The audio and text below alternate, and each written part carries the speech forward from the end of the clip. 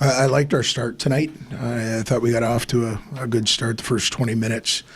Did a good job of, I thought, possessing the puck, playing with conviction, doing the things that you need to do to be successful. We had a good first 20 minutes, and then I thought we got away from that a bit. And then we had two captains, a couple guys in our leadership group make some plays at the end. Connor Lecuvier, I thought, was really good in the third period. We could have been down a couple of different times, and we weren't because he made a couple that he shouldn't make. And so we just kind of found a way to win, so we'll take that.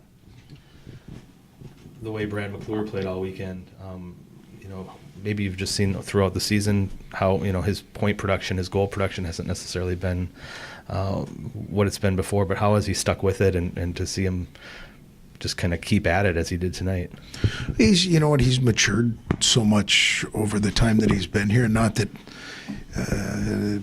he needed to tremendously. I just thought what he's done is, he's leaned up a little bit. He told me he wanted to drop a couple of pounds, and he feels it's made him a little more effective, quicker.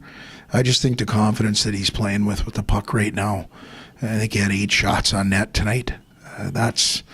And 2 goals. And as you and I talked last night, he could have had more than he had last night because of the opportunities that he had. So very happy that he's playing the way that he is right now, and hopefully he can carry that on into next weekend. Game planning for tonight's game. You knew there was going to be a pushback from Ferris Staet. Mike,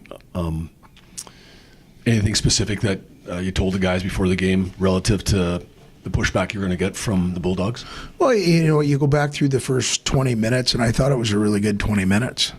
And then we force a play coming out of our end where we tried to stretch. And they end up picking it off, coming in and going bar down.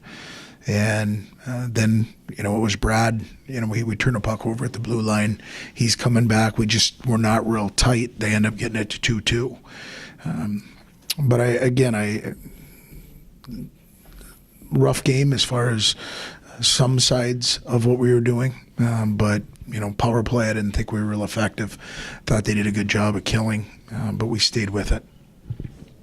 The chances that everybody seemed to have in the third period both ways, a couple crossbars, CJ having a couple just somehow go wide somehow or whatever it might be.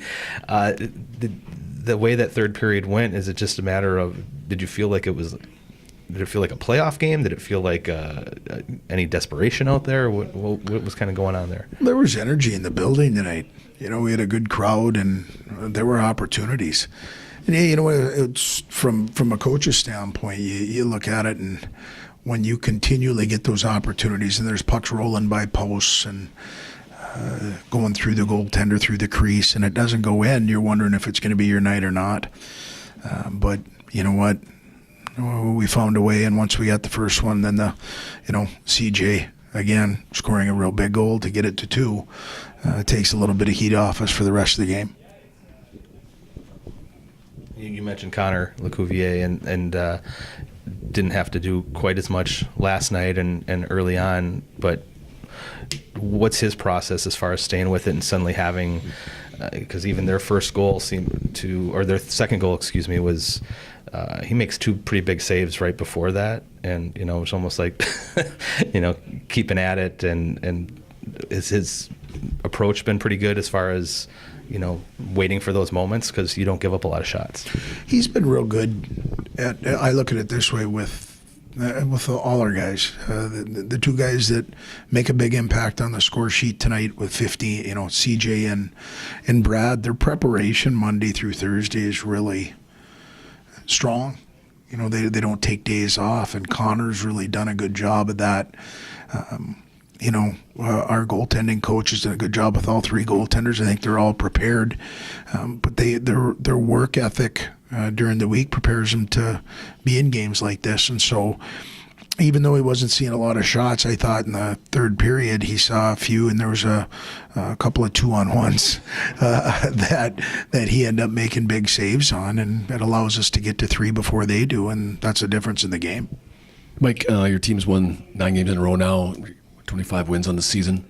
and a chance to clinch the WCHA regular season next Friday when Bemidji State comes to town. How cool would it be? I don't want to get too far ahead of ourselves here, but how cool would it be to close it out next Friday, and then you'll have the regular season finale the next night against the Beavers, and it's Bemidji State, of course, our natural rival. Maybe talk a little bit about heading into next weekend, maybe what you'd like to see us clean up a little bit before we get to next weekend, then the opportunity that we have in front of us next Friday, potentially. Well, the guys have put themselves in a good spot, and so really we just got to continue what we're doing, which is get into tomorrow and have rest, and then get back after it on Monday and focus on our prep for the week. The guys have done, over the season, they've done a pretty good job of that, and at this time of the year, rest is a real important piece, and so we'll make sure and balance that during the week.